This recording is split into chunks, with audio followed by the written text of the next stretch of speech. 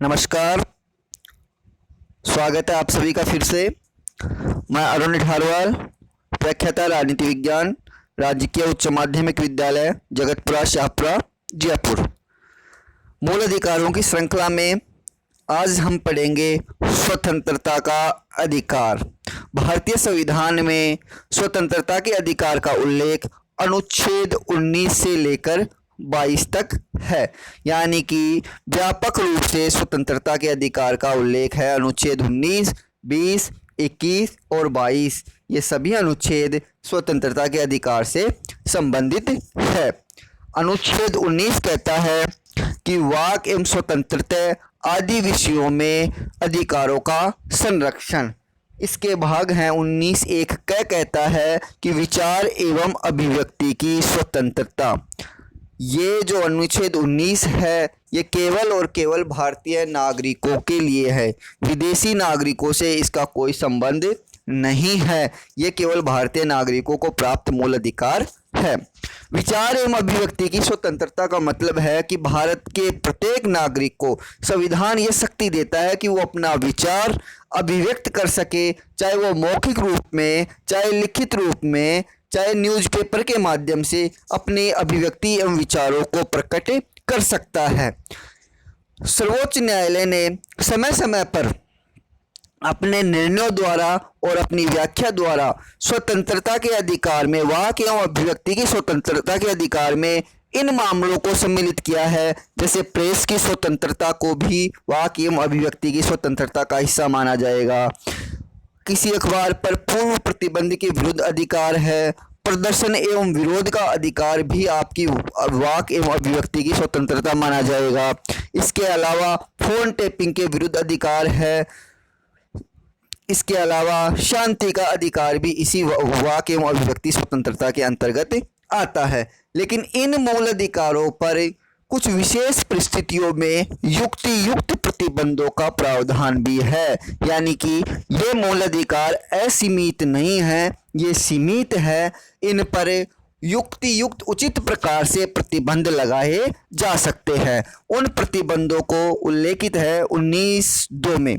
19(2) कहता है कि भारत की प्रभुता एवं अखंडता, यदि कोई ऐसा विचार, ऐसे मत, ऐसी राय हो जो भारत की प्रभुता एवं अखंडता को नुकसान पहुंचाती हो, तो ऐसे विचारों पर, ऐसी स्वतंत्रता के अधिकार पर या ऐसे विचार प्रकट करने वालों को रोका जा सकता है। उनको इस प्रकार के विचार प्रकट करने से निरुद्ध किया जा सकता है, रोका जा सकता है। राज्य की सुरक्षा को कोई खतरा हो, कोई ऐसा विचार प्रकट कर रहा हो जिससे राज्य की सुरक्षा के लिए खतरा हो, विदेशी राज्यों के साथ मैत्रीपूर्ण संबंध है, उन संबंधों में यदि कोई ऐसा कोई विचार व्यक्त कर रहा हो तो उन संबंधों को खतरा हो, लोक व्यवस्था बिगड़ने का खतरा हो, यानी कि कोई ऐसे विचार प्रकट कर रहा हो जिससे जो सामान्य व्यवस्था है उसके बिगड़ने का खतरा हो, तो इस प्रकार की परिस्थितियों में उसके विचार एवं अभिव्यक्ति की स्वतंत्रता को रोका जा सकता है। ये असीमित नहीं है, सीमाएं हैं इनके ऊपर, और इन सीमाओं के अंदर रहते रहते ही अपने को विचार एवं अभिव्यक्ति की स्वतंत्रता प्रदान की गई है। हालांकि जो ये अधिकारों को रोकने का काम है, सीमित करने का काम है, ये किसी विधि के तहत ही किया जा सकता है। कोई व्यक्ति या कोई राज्य इनको मनमानी रूप से सीमित नहीं कर सकता। विधि के तहत लोक व्यवस्था में भारत की संप्रभुता एवं एकता, अखंडता को बचाने के लिए आदि दशाओं में विचार एवं अभिव्यक्ति की स्वतंत्रता को रोका जा सकता है। 19(1) का दूसरा यानी कि ख या बी क्लोज कहता है कि शांतिपूर्वक और निरायुध सम्मेलन का अधिकार होगा। आपको विचार एवं अभिव्यक्ति का अधिकार दे दिया 19(1) कह कहता है कि भारत के नागरिक को निरायुध यानी कि बिना हथियारों के शांतिपूर्वक संगठित होने का अधिकार है, यानी कि सार्वजनिक बैठकों में भाग लेने का अधिकार है, और इस अधिकार का उपयोग शांतिपूर्वक रूप से और बिना हथियारों के ही किया जा सकता है।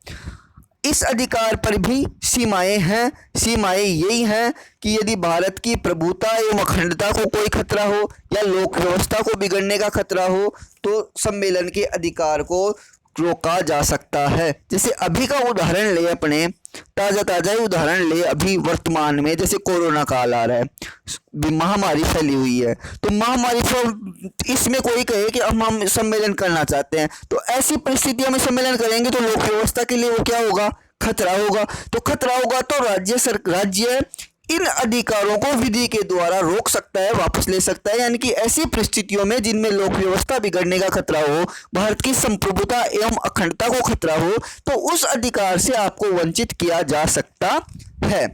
19(1) ग कहता है संगम या संघ या सहकारी समिति, जो ये सहकारी समिति है ये 97वें संविधान संशोधन द्वारा जोड़ा गया है, बनाने का अधिकार होगा। यानी कि आपको किसी भी संघ या संगठन या सहकारी समिति का निर्माण करने का अधिकार होगा। आप अपना राजनीतिक दल बना सकते हैं, कोई कंपनी बना सकते हैं, साझा फर्म बना सकते हैं, कोई क्लब संगठन जैसे व्यापार संगठन है, मजदूर संगठन है, विद्यार्थी संगठन है, नवयुवक मंडल, ऐसे खूब सारे संघ, ऐसी संघ बनाने का, संगम करने का या बनाने का आपको क्या रहेगा, अधिकार रहेगा। लेकिन इसमें भी वही सीमाएं हैं कि भारत की प्रभुता एवं अखंडता, लोक व्यवस्था और सदाचार, इन ऐसी परिस्थितियों में यदि इन चीज़ों का उल्लंघन होता है, आप कोई ऐसा संघ बना रहे हो जो भारत की एकता और अखंडता के लिए खतरा है, तो विधि द्वारा उस संघ को, ये जो संघ बनाने का अधिकार है, आपको खारिज किया जा सकता है, नहीं मिलेगा। यानी कि आप यदि ये कहते हो कि मेरे को संघ बनाने का या संगठन बनाने का अधिकार, मूल अधिकार है, और इस मूल अधिकार के तहत आप एक ऐसा संगठन बनाते हो कि जिससे भारत की लोक व्यवस्था को खतरा हो या राष्ट्र की एकता व अखंडता को खतरा हो, तो ऐसे संघ को बनाने का आपको अधिकार नहीं होगा। यानी कि राज्य फिर आपके इस मूल अधिकार को छीन सकता है।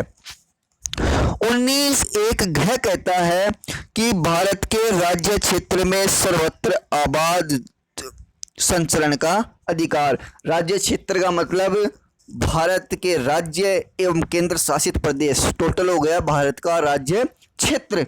इनमें आपको सभी आबाद संचरण यानी कि बिना रोक टोक के घूमने का अधिकार है। लेकिन इसकी भी कुछ सीमाएं हैं। जैसे उदाहरण के लिए, अब सर्वश्रेष्ठ उदाहरण अभी है, विशेष परिस्थितियों में यानी कि सामान्य जनता के हितों में, वही कोरोना महामारी है। इस वक्त ऐसी परिस्थितियों में सामान्य जनता के हित में आपके इस अधिकार को वंचित किया जा सकता है, आपको इस अधिकार से वंचित किया जा सकता है, आपके इस अधिकार को निलंबित किया जा सकता है। ऐसी परिस्थितियों में जब सामान्य जनता को आपके घूमने से खतरा हो, तो आपको घूमने से मना किया जा सकता है। एक है अनुसूचित जनजाति के हितों के संरक्षण में भी आपको इस अधिकार को, जो घूमने का अधिकार है, इसको वंचित किया जा सकता है, निलंबित किया जा सकता है, या आपको इस अधिकार से रोका जा सकता है।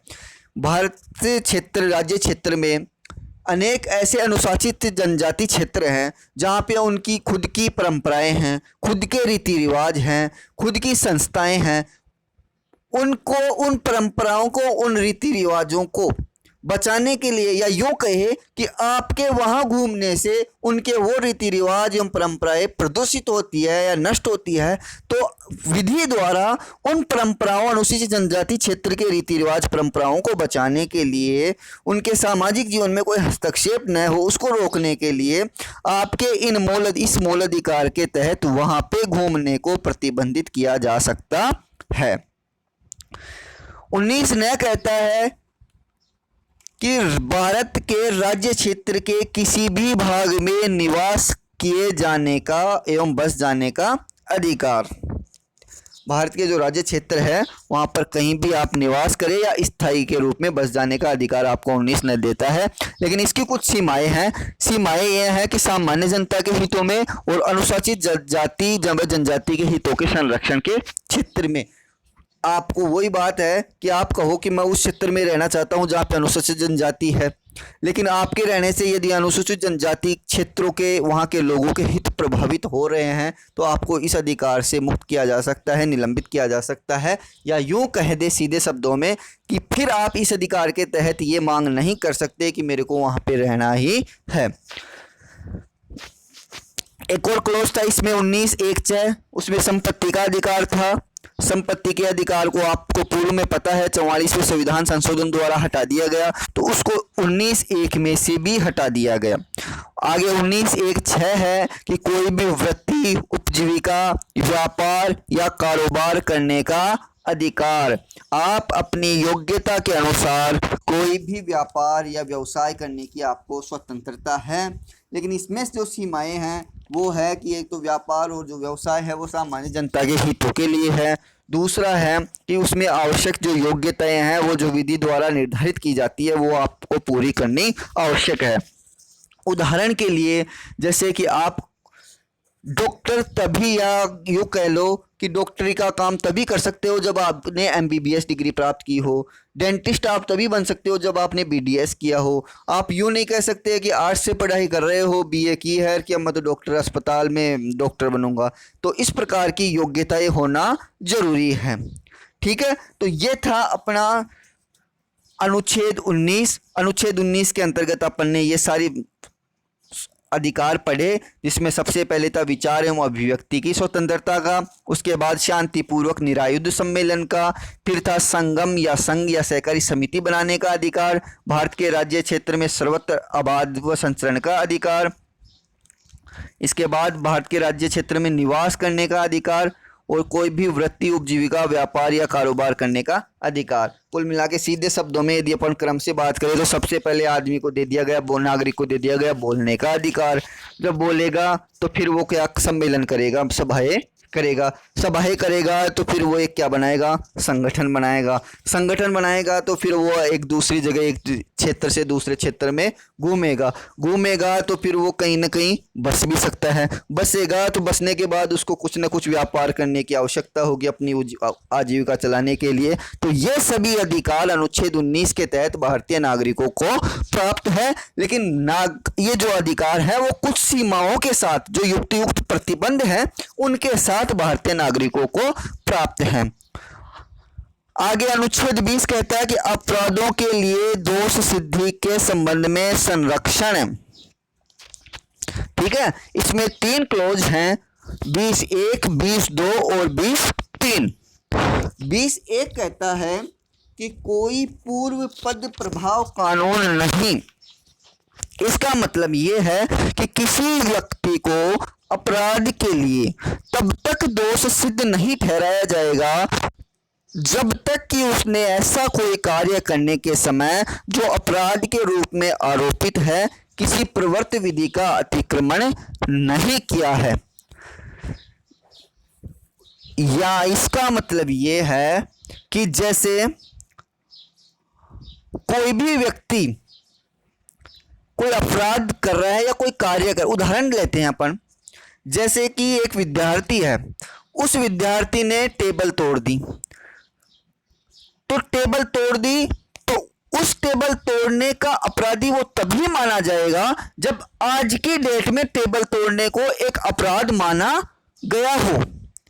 यदि आज कानून में टेबल तोड़ना कोई अपराध नहीं है तो वो अपराधी की श्रेणी में नहीं आएगा।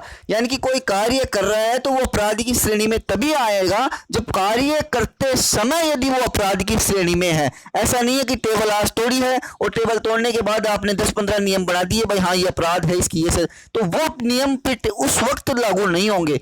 यदि पहले से कोई कानून चल रहा है और फिर उस कानून के तहत उसका व्यवहार अपराधी की श्रेणी में आता है तो ही वो अपराध माना जाएगा।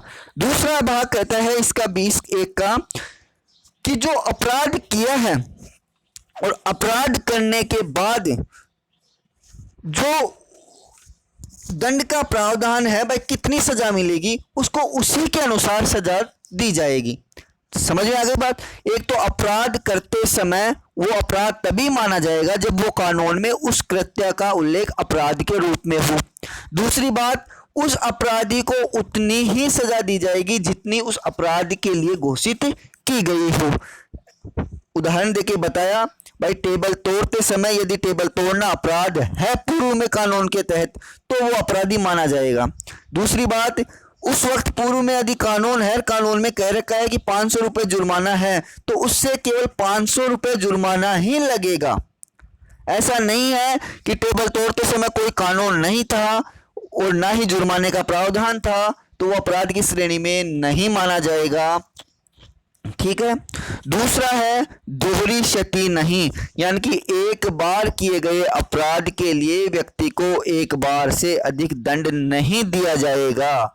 एक बार अपराध कर लिया, अपराधी को सजा दे दी गई, तो एक अपराध के लिए एक बार ही सजा मिलेगी, ऐसा नहीं है कि उसको बार बार ला के सजा दी जा रही है। ठीक है। तीसरा है स्व अभिशंसन नहीं, यानी कि स्वयं के विरुद्ध साक्ष्य प्रस्तुत करने के लिए दबाव नहीं बनाया जा सकता, किसी व्यक्ति को अपना अपराध स्वीकार करने के लिए बाध्य नहीं किया जा सकता। यह अनुच्छेद 20 में जो अपराधों के लिए दोष सिद्धि के संबंध में संरक्षण है, ये 3 बातें हैं उसमें, 20(1), 20(2) और 20(3). अब बात आती है अनुच्छेद 21, बहुत ही इंपॉर्टेंट है अनुच्छेद 21, प्राण एवं दैहिक स्वतंत्रता का संरक्षण। प्राण जो व्यक्ति के अंतर्गत जिंदा रहने के लिए आवश्यक है, प्राण उनका संरक्षण, और दैहिक यानी कि व्यक्तिगत स्वतंत्रता का संरक्षण। इसमें बातें हैं कि किसी व्यक्ति को उसके प्राण और दैहिक यानी कि व्यक्तिगत स्वतंत्रता से केवल विधि द्वारा स्थापित प्रक्रिया के अनुसार ही वंचित किया जाएगा, अन्यथा नहीं। यानी कि व्यक्ति को जिंदा रहना और उसकी व्यक्तिगत स्वतंत्रता को राज्य विधि द्वारा स्थापित प्रक्रिया के अनुसार वंचित कर सकता है, लेकिन प्रक्रिया कैसी होनी चाहिए? विधि द्वारा स्थापित प्रक्रिया के अनुसार। बहुत ही इंपॉर्टेंट अधिकार है भाई, व्यक्ति को जिंदा रहने का अधिकार। अनुच्छेद 21 कहता है कि व्यक्ति के जिंदा रहने को और उसकी व्यक्तिगत स्वतंत्रता को राज्य विधि द्वारा स्थापित प्रक्रिया के तहत वंचित कर सकता है। ठीक है। अब इसमें बातें आई, 2 प्रसिद्ध केस है, एक है A.K. गोपालन का केस, A.K.G. गोपालन बनाम मद्रास राज्य। ये केस आया 1950 में। ठीक है। 1950 में क्या हुआ कि A.K.G. गोपालन को गिरफ्तार कर लिया गया, 1947 में कर लिया गिरफ्तार, 3 साल ये गिरफ्तार है 1950 में। 1950 में फिर एक था प्रिवेंटिव डिटेक्शन एक्ट, 1950 के तहत इनको फिर वापस बोल दिया गया कि आपको इस जो आगे पढ़ेंगे अभी निवारक निरोध में, उसके तहत कह दिया गया कि आपको फिर से क्या कर लिया जाता है, गिरफ्तार किया जाता है, आपको रिहा नहीं किया जाएगा। तो इनकी तरफ से मद्रास हाई कोर्ट में रिट लगाई गई और मद्रास हाई कोर्ट द्वारा उस वक्त जो फैसला दिया गया अनुच्छेद 21 के तहत, उसमें दिया गया सूक्ष्म व्याख्या की गई। उसमें कहा गया कि राज्य विधि द्वारा स्थापित प्रक्रिया के तहत व्यक्ति की प्राण एवं दैहिक स्वतंत्रता का संरक्षण या उनको वंचित कर सकता है, उस स्वतंत्रता से व्यक्ति को वंचित कर सकता है। यह समझने की जरूरत है कि विधि द्वारा स्थापित प्रक्रिया क्या है। एक तो 2 प्रावधान चलते हैं, 2 मेथड चलते हैं, एक विधि द्वारा स्थापित प्रक्रिया, एक विधि की उचित प्रक्रिया या न्यायोचित प्रक्रिया।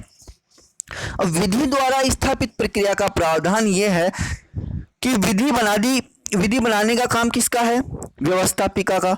अब वो विधि सही ढंग से बनाई हो, यानी कि लोकसभा, राज्यसभा, राष्ट्रपति के साइन हो गई, यथोचित रूप से बिल्कुल बढ़िया तरीके से विधि बन गई। अब उसकी प्रक्रिया क्या है भाई? इस प्रक्रिया के उसमें बातें दे दी गई भाई, ये काम करने से व्यक्ति को गिरफ्तार किया जा सकता है, उसको कैद में रखा जा सकता है। तो विधि की द्वारा स्थापित प्रक्रिया मतलब व्यवस्थापिका ने जो कानून बनाए, उस प्रक्रिया के अनुसार कार्य हो रहा है या नहीं हो रहा है, तो न्यायालय उस मामले में केवल ये जांच करेगा।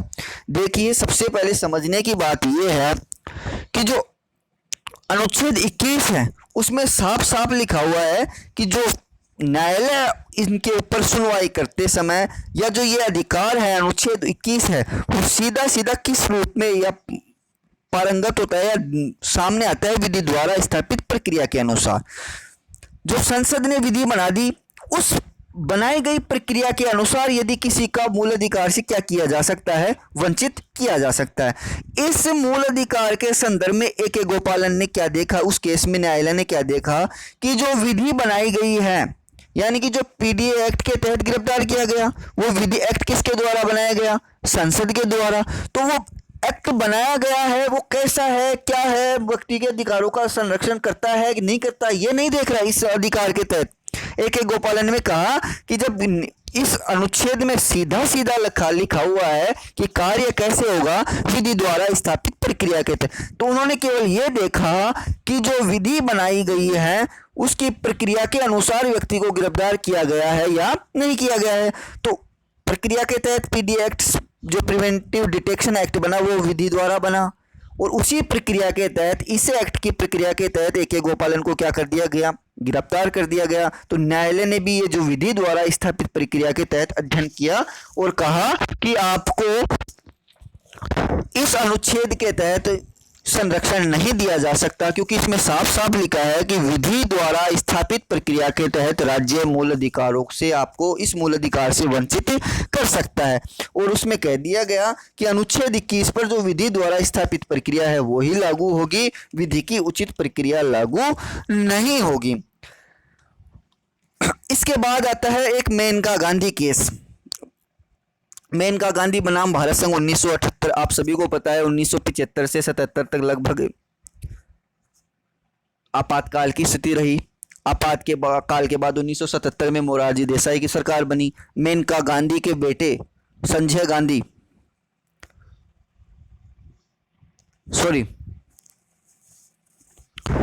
जो संजय गांधी थे उनका काफी योगदान था, और उन्हीं के परिवार में जो मेनका गांधी थी वो क्या कर रही थी कि 1977 में पासपोर्ट बनाया। पासपोर्ट बनाने का मतलब है कहीं बाहर जाने का इरादा था। तो सरकार ने, जो उस वक्त मोरारजी देसाई की सरकार थी, जनता पार्टी की सरकार थी, उन्होंने सोचा कि चलिए क्या चक्कर है, विदेश कैसे भग रहे हैं, अपने को इतना परेशान किया है, जेलों में ठूसा है, अब ये विदेश जाने का रख रहे हैं। तो उन्होंने कुछ क्या किया, उनका पासपोर्ट जब्त कर लिया। तो पासपोर्ट जब्त करने के बाद जो मेनका गांधी है वो गई न्यायालय। न्यायालय में क्या फैसला दिया गया, जो कानून बनाने की प्रक्रिया है, जो अनुच्छेद 21 में लिख रखा था विधि द्वारा स्थापित प्रक्रिया, या यूं कहें कि AK गोपालन का जो मामला था उसको क्या कर दिया गया, पलट दिया गया। और उसमें कहा गया कि जो जीवन का अधिकार है या प्राण एवं दैहिक स्वतंत्रता का जो अधिकार है, जिंदा रहने का अधिकार है, उसका मतलब केवल जिंदा रहना नहीं है। उसका मतलब है कि मानव को ऐसी परिस्थितियां मिले जिसके तहत उसके जीवन को गरिमामय बनाया जा सके। यानी कि यूं नहीं कि जो विधि द्वारा स्थापित प्रक्रिया लिख दिया तो इसका मतलब ये नहीं कि आप कैसे भी कानून बनाएंगे और कानून बनाने के बाद व्यक्तियों को उनकी स्वतंत्रता से, जिंदा रहने की स्वतंत्रता या व्यक्तिगत स्वतंत्रता से वंचित कर सकते हो। ऐसा उन्होंने उस न्यायालय में मना कर दिया और कहा कि जो ये विधि द्वारा स्थापित प्रक्रिया है ये भी विधि की उचित प्रक्रिया के आधार पर ही कार्य करेगी। विधि की उचित प्रक्रिया का मतलब है कि जो कानून है वो प्राकृतिक न्याय, प्राकृतिक कानून, इन पर आधारित होने चाहिए। और जिंदा रहने का अधिकार है वो व्यक्ति का प्राकृतिक है, व्यक्तिगत स्वतंत्रता का है वो प्राकृतिक है। यदि इन अधिकारों का संरक्षण या हनन विधि द्वारा स्थापित प्रक्रिया के आधार पर भी नहीं हो सकता। कुल मिला के जो मेनका गांधी का मामला आया उसमें यह कह दिया कि कोई भी सरकार विधि की उचित प्रक्रिया के आधार पर विधानमंडलीय प्रक्रिया को भी नियंत्रित किया जा सकता है। यानी कि कोई भी कानून विधि की उचित प्रक्रिया के तहत ही बनने चाहिए। उनका सारांश या उनका सार क्या है? सार व्यक्ति की स्वतंत्रता, जो व्यक्तिगत स्वतंत्रता है या प्राण एवं दैहिक स्वतंत्रता है, उसका मतलब केवल ये नहीं है कि व्यक्ति को जिंदा छोड़ दिया जाए, या उसका मतलब ये भी नहीं है कि उसको केवल कैद से नहीं करना ही उसकी व्यक्तिगत स्वतंत्रता है, जेल में नहीं डाला तो उसको व्यक्तिगत स्वतंत्रता मिल गई। और इसके तहत उन्होंने बहुत सारे अधिकारों की घोषणा की, जिनमें जैसे मुख्य है निःशुल्क कानूनी सहायता का अधिकार उनको मिलना चाहिए, सूचना का अधिकार मिलना चाहिए। अभी हाल में जो फैसला आया, निजता का अधिकार भी अनुच्छेद 21 के तहत व्यक्तिगत स्वतंत्रता के लिए आवश्यक है। विदेश यात्रा का अधिकार होना चाहिए, स्वच्छ पर्यावरण का अधिकार होना चाहिए, त्वरित सुनवाई का अधिकार होना चाहिए, स्वास्थ्य का अधिकार होना चाहिए, अमानवीय व्यवहार के विरुद्ध अधिकार होने चाहिए। कुल मिला के व्यक्ति का जीवन गरिमामय हो, ग्लोरियस हो, तब वो व्यक्ति की जिंदा रहने का मतलब है, अन्यथा नहीं। व्यापक रूप से सर्वोच्च न्यायालय ने इसका फैसला दिया और जीवन के अधिकार की एक व्यापक अर्थ या व्यापक दृष्टिकोण प्रस्तुत सरकारों के सामने किया कि जिंदा रहने का मतलब केवल जिंदा रहना नहीं है, वे सभी परिस्थितियां राज्य द्वारा उत्पन्न की जाए जिनके द्वारा व्यक्ति का जीवन गरिमा में हो सके। ठीक है, ये था अनुच्छेद 21। इसके बाद 86वें संविधान संशोधन द्वारा अनुच्छेद 21 के और जोड़ा गया, उसमें शामिल किया गया शिक्षा का अधिकार। 86वें संविधान संशोधन 2002 द्वारा जो 1 अप्रैल 2010 से लागू है। इसमें कहा गया कि राज्य 6 से 14 वर्ष की आयु के सभी बच्चों को निःशुल्क एवं अनिवार्य शिक्षा इस प्रकार से प्रदान करेगा जिस प्रकार से राज्य विधि के अधीन निर्धारित करे। यानी कि जो संसद या विधि कानून बनाएगी उस कानून के अनुसार राज्य 6 से 14 वर्ष तक के बच्चों को निःशुल्क एवं अनिवार्य शिक्षा प्रदान करेगा। स्वतंत्रता के अधिकार के तहत आगे है अनुच्छेद 22। अनुच्छेद 22 है कुछ दशाओं में गिरफ्तारी व निरोध से संरक्षण। दो भागों में बांट सकते हैं अपन। जो निरोध है या निरोध का मतलब डिटेंशन, कैद एक तरीके जेल, वो किस किस प्रकार की हो सकती है, तो उस परिस्थितियों को अपन दो भागों से बांट सकते हैं, डिटेंशन को, कैद को, जेल को, निरोध को। एक होती है दंडात्मक निरोध, एक होती है निवारक निरोध। दंडात्मक निरोध का मतलब ये है कि कोई अभियुक्त अपराध, किसी पर केस चला किसी अभियुक्त पर, और केस चलने के बाद जो साक्ष्य प्रस्तुत किए गए उसके माध्यम से न्यायालय ने उसको दोषी करार दे दिया। दोषी करार देने के बाद जो उसको जेल हुई है, जो उसको कैद में रखा गया है, वो आता है दंडात्मक निरोध में। ठीक है, कोई भी व्यक्ति ने, किसी नागरिक ने कोई कृत्य किया, वो कृत्य आपराधिक श्रेणी में आता है। आपराधिक श्रेणी में आने के बाद उसको अभियुक्त मानते हुए उसमें न्यायालय में प्रक्रिया चली। प्रक्रिया के तहत जो न्यायाधीशों द्वारा फैसला दिया गया उसमें उसको दोषी करार दे दिया गया। दोषी करार देने के बाद जो उसको कैद में डाला गया वो आता है दंडात्मक निरोध, यानी कि दंड के स्वरूप उसको क्या किया गया है, कैद जेल में डाला गया है। ये एक सामान्य प्रक्रिया है। तो अनुच्छेद 19-22 है, उसमें दो भाग है, एक दंडात्मक और दूसरा निवारक। निवारक का निरोध का मतलब है कि अपराध होने से पूर्व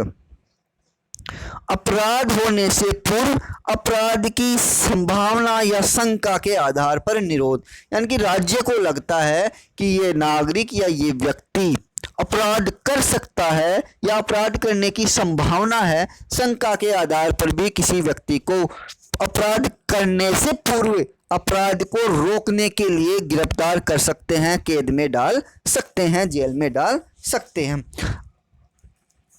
अनुच्छेद 22 है, इसको दो भागों में दंडात्मक निरोध है, उसका उल्लेख 22(1) से लेके 22(3) तक, और जो निवारक निरोध है वो 22(4) से लेके 22(7) तक इसका उल्लेख है। अनुच्छेद 22 है, उसको 7 भागों में बांट दिया।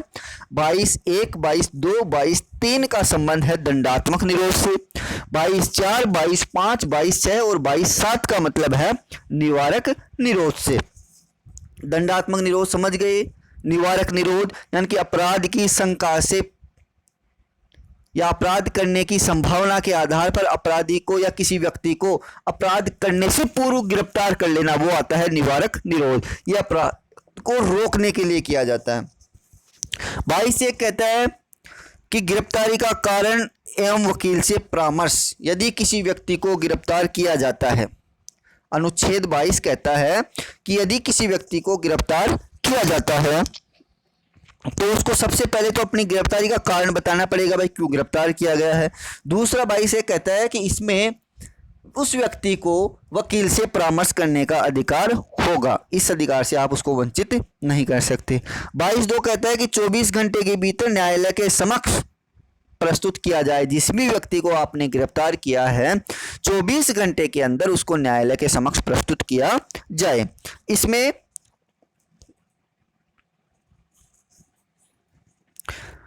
22(3) कहता है कि जो ये ऊपर वाले प्रावधान है 22(1) और 22(2) हैं, वो शत्रु देश व निवारक नजरबंदी यानी कि 22(3) के तहत यदि किसी को गिरफ्तार किया है, 22(4) के तहत, तो यानी कि निवारक निरोध के तहत यदि किसी को गिरफ्तार किया है या किसी शत्रु देश के नागरिक को गिरफ्तार किया है, तो उसके ऊपर 22(1) और 22(2) लागू नहीं होंगे। यानी कि उसको गिरफ्तारी का कारण बताने की भी कोई आवश्यकता नहीं है, वकील से परामर्श करने का भी कोई जरूरी नहीं है कि उसको अधिकार दे। तो शत्रु देश के नागरिक और जो डिटेंशन एक्ट के तहत किसी को गिरफ्तार किया है, तो उसके ऊपर ये 22(1) और 22(2) लागू नहीं होंगे।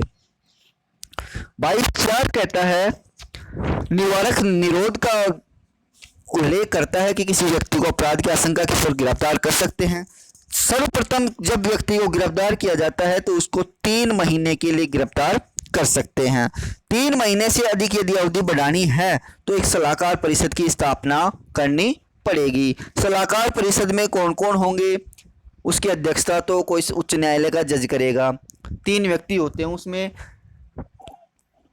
उच्च न्यायालय के न्यायाधीश जो हैं या रहे थे पूर्व या उच्च न्यायालय का न्यायाधीश बनने की योग्यता रखते हो, इस प्रकार के 3 लोगों की एक कमेटी बनेगी। उसकी अध्यक्षता उच्च न्यायालय के न्यायाधीश करेंगे और जो फैसला है वो बहुमत के आधार पर आएगा। यदि ये सलाहकार परिषद घोषणा करती है भाई हाँ इसका कार्यकाल 3 से बढ़ाया जा सकता है, तो फिर उसको 3 महीने से अधिक गिरफ्तार किया जा सकता है। हालांकि अभी ये 2 मास कर दी गई है। ठीक है, आगे आता है 22(5) कहता है कि जिस व्यक्ति को निवारक निरोध के तहत गिरफ्तार किया गया है उसको गिरफ्तारी का कारण बताना पड़ेगा और कारण बताने के साथ साथ ही आदेश के विरुद्ध जो अभ्युपन है उसका मौका दिया जाएगा। वो जो आपको गिरफ्तार किया है उसके खिलाफ उसको सुनवाई का मौका दिया जाना चाहिए। 22(6) कहता है कि ये कोई ज़रूरी नहीं है कि यदि लोक व्यवस्था लोक हित में नहीं है, राष्ट्र हित में नहीं है, तो उसको कारण बताना कोई आवश्यक नहीं है। 22(7) कहता है कि संसद की कुछ एक शक्तियां हैं, संसद कानून बना के ये कर सकती है कि किन परिस्थितियों के अधीन निवारक निरोध का उपबंध 3 माह से अधिक बिना सलाहकार बोर्ड के भी बढ़ाया जा सकता है। इस प्रकार की कुछ शक्तियां हैं जो 22(7) के तहत संसद को प्राधिकृत की गई हैं। वर्तमान समय में या यूं कहें कि दुर्भाग्यपूर्ण है कि एक लोकतांत्रिक देश जो भारत के नागरिक ब्रिटिश काल से ही परेशान थे इस व्यवस्था से, उनका सामना देश को आज़ाद होने के बाद भी ऐसी परिस्थितियों से करना पड़ रहा है कि निवारक नज़रबंदी जैसे कानून अपने देश में मौजूद है। बिना किसी अपराध के व्यक्ति को गिरफ्तार किया जा सकता है, लेकिन ये कानून है यदि लोक हित में इनका प्रयोग किया जाए, राज्य हित में, राष्ट्र हित में इनका प्रयोग किया जाए तो एक तरीके से शांति व्यवस्था बनाने के लिए सही भी है। लेकिन समय समय पर कुछ एक परिस्थितियाँ ऐसे ऐतिहासिक उदाहरण देखने को मिलते हैं कि सरकारों ने इनका दुरुपयोग अपने हितों की पूर्ति के लिए किया है। तो ये एक तरीके से लोकतंत्र के लिए काला अध्याय हो सकता है। लेकिन हाँ, यदि इनका उपयोग राष्ट्रीय गतिविधियों को, राष्ट्र विरुद्ध गतिविधियों को रोकने के लिए किया जाए, राष्ट्र हित के लिए किया जाए, तो एक स्वस्थ लोकतंत्र कायम करने के लिए ये कानून आवश्यक है। आज तक जो सरकारें बनी, लगभग सभी सरकारों ने अपने हिसाब से इन प्रकार के कानूनों को बनाने का कार्य किया है। सबसे पहले जो आज़ादी के समय से सरदार वल्लभ भाई पटेल ने जो पेश किया, हालांकि जब पास हुआ था तब उनकी मृत्यु हो चुकी थी, लेकिन निवारक निरोध अधिनियम सबसे पहले 1950 में बना, 1969 में ये समाप्त कर दिया गया।